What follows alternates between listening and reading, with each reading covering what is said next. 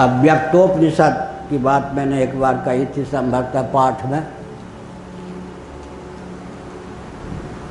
भगवान कारणोपाधिक सच्चिदानंद स्वरूप सर्वेश्वर से हिरण्यगर्भ प्रथम व्यक्त महत्त्व में तादात्म्यपन्न पुरुष की अभिव्यक्ति हुई। हिरण्यगर्भ की उनको इतना बोध था कि मैं प्रथम पुरुष हूँ व्यक्त, मेरी अभिव्यक्ति किसी अव्यक्त से हुई है, लेकिन जिसने मुझे व्यक्त किया वह मुझसे काम क्या लेना चाहता है इसका मुझे अता पता नहीं। उसने प्रार्थना की जो मेरा उद्गम स्थान है, जिससे मेरी अभिव्यक्ति हुई है, उसे नमस्कार है, वह मुझे बताए कि मुझे काम क्या करना है। भगवान ने आकाशवाणी की, तुझे यही काम करना है कि तेरे अतिरिक्त संभावित व्यक्त जो तुझ में समाहित है उन सबको एक एक करके व्यक्त करते जाओ, सृष्टि बनाओ। न शक्नोमि, ना ऐसी क्षमता मुझ में नहीं है। आपकी आज्ञा का मैं पालन कर सकूं ऐसी क्षमता नहीं है। मैं देख सकूं कि मुझ में अहम तत्व, पंच तन्मात्राएँ, पंचभूत, मन बुद्धि चित्त अहंकार इंद्रियां, स्थावर जंगम प्राणी, चतुर्दश भुवनात्मक ब्रह्मांड मैं अपने में देख सकूं, फिर उनको क्रम से व्यक्त कर सकूं, ऐसी क्षमता मुझ में नहीं है। कोई साधन बताइए। उन्होंने कहा मुझे अव्यक्तोपाधिक चिद्धातु सच्चिदानंद स्वरूप सर्वेश्वर की धारणा अग्नि रूप से कर। तू महत्त्व में तादात्म्यपन्न, समष्टि बुद्धि में तादात्म्यपन्न जो हिरण्यगर्भ है उसकी मुझ में आहुति डाल दे। धारणा कर कि तू हवनीय सामग्री है और मैं अग्नि हूँ। तो होगा क्या? तब वो क्षमता आ जाएगी। क्या आ जाएगी? अव्यक्त भावापन्न तुम हो जाओगे। कार्योपाधिक होने पर भी कारणोपाधिक सिद्धांत में तादात्म्यपत्ति हो जाएगी। आगे का सारा प्रकल्प तुम्हें दिखाई पड़ेगा, करने में समर्थ हो जाओगे। अव्यक्तोपनिषद। तो हम तो संकेत में सारे ब्रह्मांड की रिद्धि सिद्धि श्रोताओं को पकड़ाते रहते हैं। कोई पकड़ ले तो बहुत अच्छी बात है, न पकड़े तो भी सुनना चाहिए। क्या सुनना चाहिए? ये जो शब्द प्रवाह है ना, क्या करता है? ये विलुप्त नहीं होता। मीमांसकों के यहाँ शब्द गुण होगा या द्रव्य? शब्द तन्मात्र जब हम कहेंगे, वेदांतियों के यहाँ अपंचीकृत आकाश जो है शब्द तन्मात्र है, वहाँ शब्द गुण है या द्रव्य? द्रव्य है, गुण नहीं है। लोटा को खटखटाने से शब्द आएगा, ये गुण है। अपंचीकृत आकाश को शब्द तन्मात्रा कहते हो, शब्द तो गुण है। सत्व रजस तमस को गुण कहते, गुण तो कहते हैं, वो तो है द्रव्य। हाँ, इसीलिए शब्द नित्य किस दृष्टि से होगा? पहले बात है कि पूर्व मीमांसकों के यहाँ भी शब्द जो कहेंगे गुण कोटि का होगा या द्रव्य कोटि? शब्द तन्मात्रा वेदांतियों के यहाँ अपंचीकृत आकाश को क्या कहेंगे? शब्द वहाँ पर गुण होगा या द्रव्य? द्रव्य है। वहाँ गुण तो गुण नहीं है, वहाँ द्रव्य है। सत्वगुण, रजोगुण, तमोगुण, ये गुण है या द्रव्य? नाम है, गुण है, द्रव्य। गुण क्यों है? निबंधक सामग्री रस्सी। सत्वम रजस्तम इति गुणः प्रकृति संभवाः निबधनन्ति महाबाहो देहे देहीनम अव्ययम। वहाँ पर सत्वगुण, रजोगुण, तमोगुण को गुण कहते हैं। गुण नहीं, गुण माने रस्सी, निबंधक, अज्ञ प्राणियों को बांधने वाले। तत्र सत्वम निर्मलत्वात् प्रकाशक मनोमयम सुख संज्ञेन बधनाति ज्ञान संज्ञेन चानघ। तो मैंने क्या संकेत किया? मैंने यह संकेत किया कि शब्द जो होता है अगर धन मान के लिए कोई शब्द ना बोला जाए, इसीलिए कभी भी कथावाचक या प्रवचन करने वाले को धन मान के लिए एक शब्द नहीं बोलना चाहिए, तो व्यर्थ हो जाता है, व्यर्थ सरीखा हो जाता है। वो शब्द फिर आकाश गंगा में गूंजते रहते हैं, किसी न किसी पात्र को पकड़ लेते हैं। इसलिए हम लोगों का बोला हुआ कभी निरर्थक नहीं जाता। क्या हमने कई बार बताया होगा, यहाँ कई बार में 2-4 बार 27 साल में बताया होगा। जब मैं वृंदावन गया, बद्रीनाथ, श्रृंगेरी, हरिद्वार, ऋषिकेश, नैमिषारण्य, कई घाटियों में, 100 घाटियों में, कभी कहीं 1 महीना, कभी 2 महीना, कभी 2 दिन, कहीं 10 साल, ऐसे रुकते रुकते वृंदावन पहुंचा।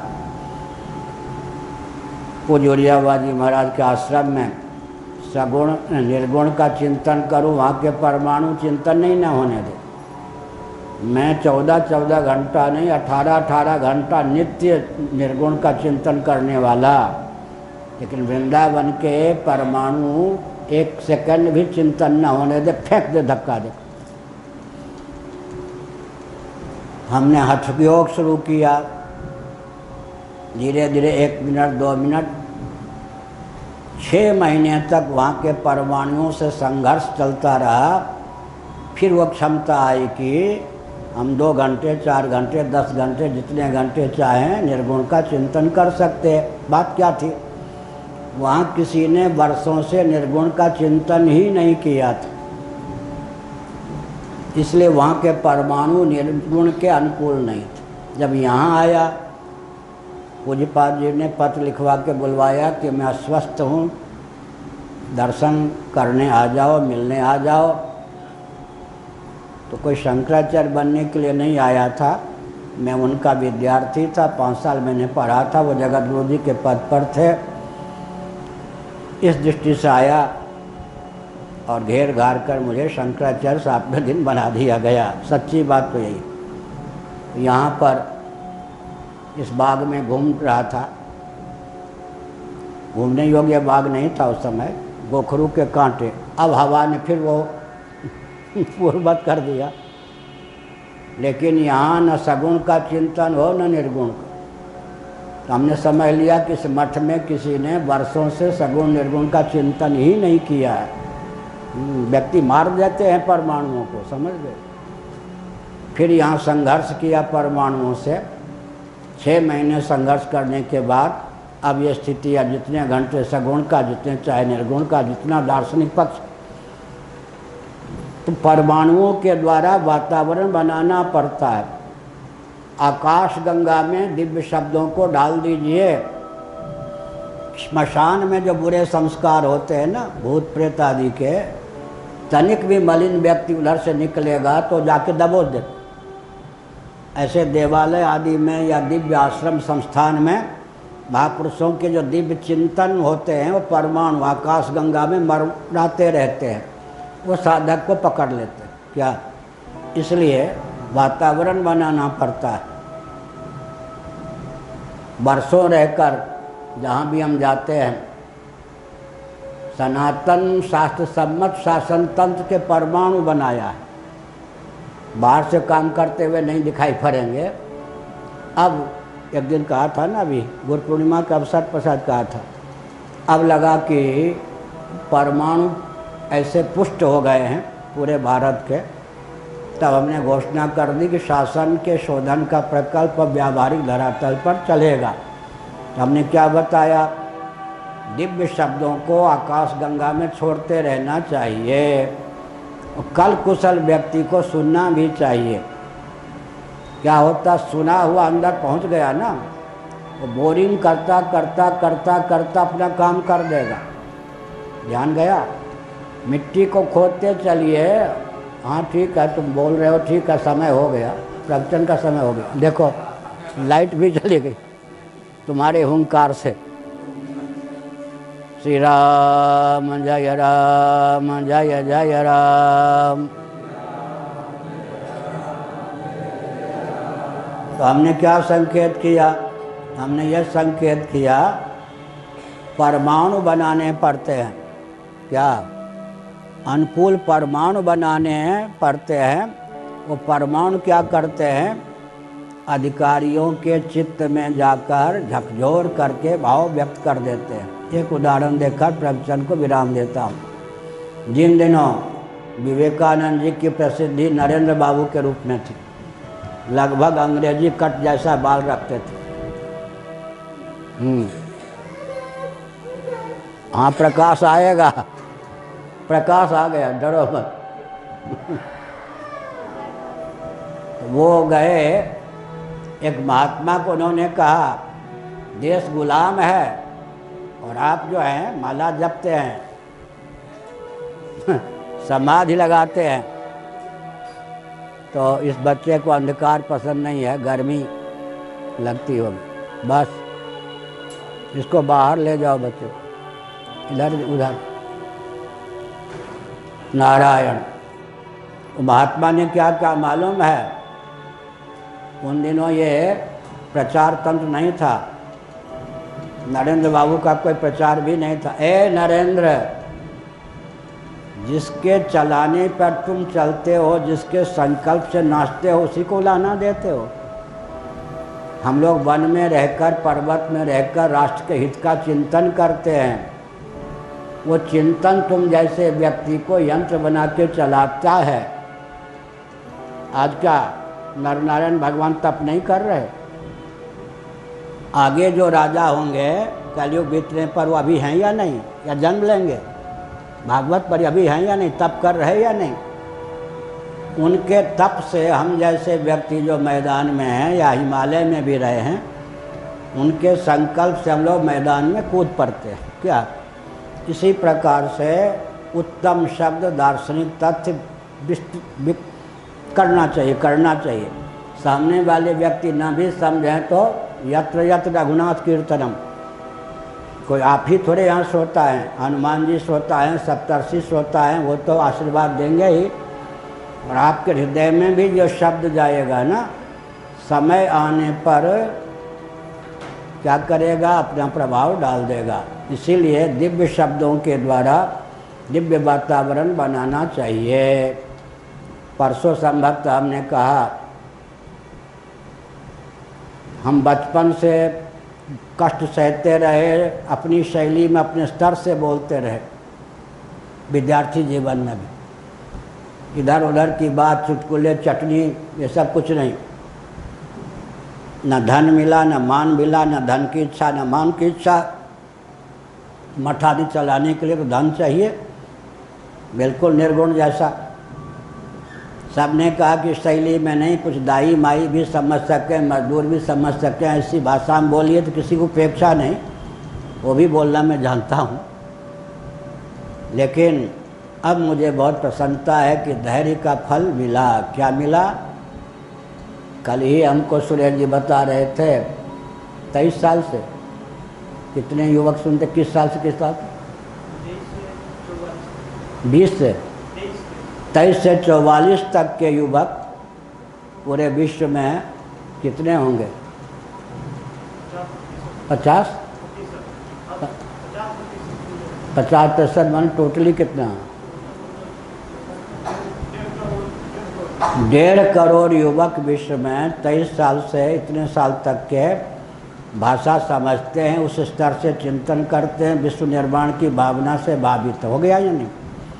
युवकों में बहुत बड़ी क्रांति आई, जो मुझको शरीर से भी नहीं जानते। जहाँ मैं जाता हूँ विचार गोष्ठी में युवक ऐसे दृढ़ प्रश्न करते हैं जिसका उत्तर दे पाना दूसरों के लिए भी कठिन। इसका मतलब युवकों में वो क्रांति आ गई कि अगर हम अपना स्तर नाचने गाने सबका महत्व है, लेकिन अगर हम भी उसी में ढल जाते तो आज 1.5 करोड़ युवकों पर कैसे प्रभाव पड़ता पूरे विश्व में, अमेरिका में या और जगह। इसलिए हमने कहा यह भागवत इत्यादि का ज्ञान विज्ञान लुप्त ना हो, अतः जिस स्तर से जिस अध्याय में जो तथ्य प्रकाशित किया गया है उसको यथावत प्रकाशित करना चाहिए।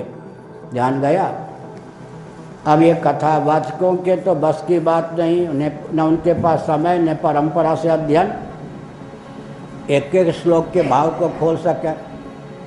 भागवत को लगाने के लिए गुरु ग्रंथ गोविंद का अनुग्रह तो चाहिए, लेकिन आस्तिक नास्तिक सब दर्शन व्याकरण सदा हो। क्या सामान्य ढंग से भागवत विद्यावताम भागवते परीक्षा, हाँ बहुत ऊंची बात है। काशी नरेश यहाँ आके रुके थे, अब उनका शरीर नहीं है। उन्होंने पंडित प्रवर द्राविड़ जी को कहा, गुरुजी आप सब शास्त्रों के पारंगत विद्वान हैं, राजराजेश्वर शास्त्री जी से, आपके मुखारबिंद से मैं भागवत सुनना चाहता हूँ। उन्होंने कहा 1 साल का समय चाहिए। कितने ऊंचे विद्वान, सरस्वती का अवतार माने जाते थे। श्रीधरी टीका सहित 1 साल इतने बड़े विद्वान ने अभ्यास किया। उसके बाद उन्होंने कहा अब कुछ कुछ भागवत कह सकता हूँ। इसलिए हमने कहा जो प्रसंग आता है उसको यथावत व्यक्त करते रहना चाहिए। एक तो भगवान सुखदेव जी प्रसन्न होते हैं, जिनकी कृति है वो वेद व्यास जी आशीर्वाद देते हैं। सप्तर्षि इत्यादि प्रबंधित होते हैं। श्रोता सुनते सुनते सुनते सुनते अपना स्तर भी उन्नत कर लेते हैं। हर हर महादेव।